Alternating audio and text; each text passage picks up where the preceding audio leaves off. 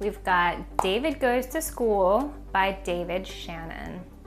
These David books are definitely books that require asking some of the right questions and knowing what the answers are to like really understand where David is coming from. Because if you don't have a deeper meaning of this book, you're just gonna be like, oh my gosh, this David kid.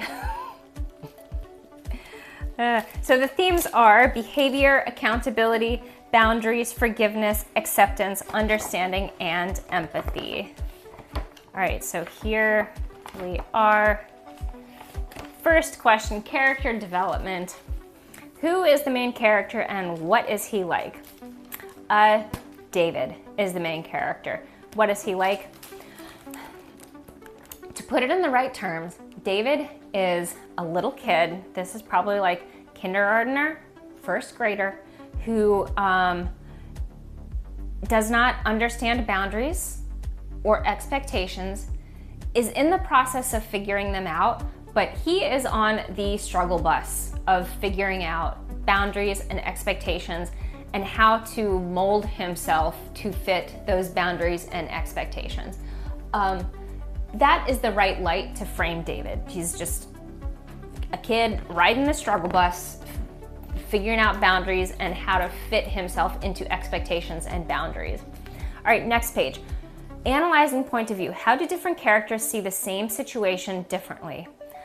This is really critical in David books. So David, he's like shouting out in class here. He is understanding this situation. Well, if he's, I don't know how much David's thinking. His brain is definitely just on like green light, go. Not thinking too much. But David is probably thinking like engagement and participation. Like I'm shouting out an answer, I'm listening, I'm engaged in the lesson, I'm shouting out the answers, I'm engaged and I'm participating. Like, isn't that what I'm supposed to do? But his teacher and his classmates see the same situation from a very different perspective. It's seen as disruptive. He is not respecting boundaries. He is not meeting the social expectations. He is not doing the routines that are expected in school, the rules, the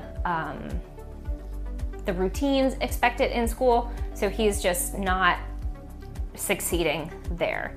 But keep in mind, like, these are seen in different ways. David thinks he's participating, but obviously he's not nailing it. He's not participating in the right way, and he's not getting that yet. So same situation, two different points of view. All right, jumping forward. All right, so David is just walking to the front of the line here. Skipping the line, again, just not understanding like the expectations and the rules, like this is how you wait in line for lunch. He's just kind of blind to that. He's not really thinking. His brain is just on like green light, go. Not really thinking too much. He's on the struggle bus of understanding boundaries and expectations. Analyze point of view. So he cut in the line and like there was a little food fight that broke out. Do David's actions seem justified based on how he sees the situation? So he points, he says I didn't start it. So arguably, yes. David's actions are justified based on how he sees the situation, because he does not see the situation, because he does not understand boundaries. He does not understand routines. He does not understand the expectations. Like I said before, like he is on the struggle bus of just not, his brain is just on green light, go. He's not really thinking about things around him yet. He's, like I said, he's on the struggle bus. So here this is where the themes of like empathy and understanding can come in, because like David really is just not aware of what his behavior is supposed to be, what the boundaries are supposed to be. So this is where like you're supposed to be able to start like understanding and having empathy for like where David is coming from, because the idea is not he's a bad kid. The idea is not he's like a crappy kid. He's just not getting it yet. Okay, jumping forward. Okay, character relationships. He's scribbled all over his desk. And the teacher's like, all right, David. I think we have to call it. So he says he's staying after school. So he's getting a consequence for his actions. He's going to be held accountable.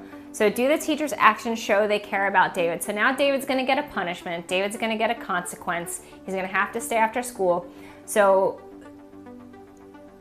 I think this is a great question for a kid to answer because so he's getting a consequence. So does that show that the teacher cares about him?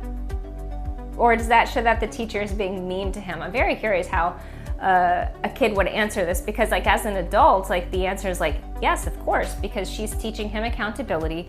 She's teaching him boundaries. So even though she is dealing out a punishment and a consequence, that is teaching accountability and that is teaching boundaries. And you only do that when you care about someone.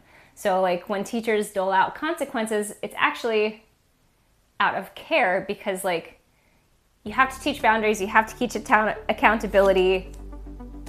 It's just part of it. Sometimes it's, I guess you'd call that tough love.